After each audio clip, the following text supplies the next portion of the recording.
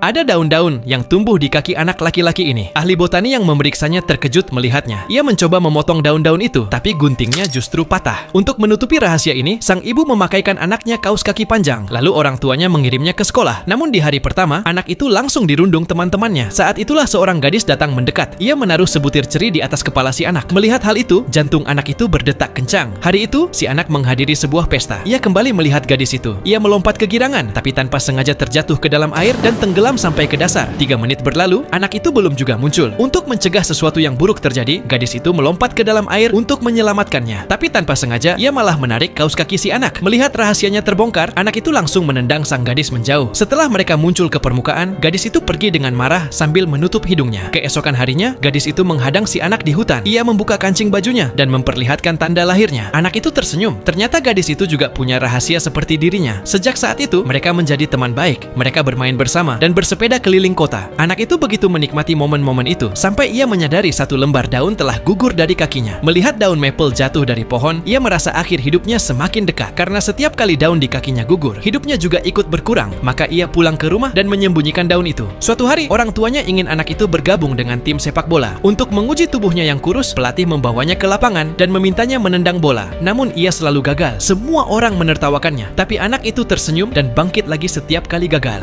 Why you smile? I can only get better.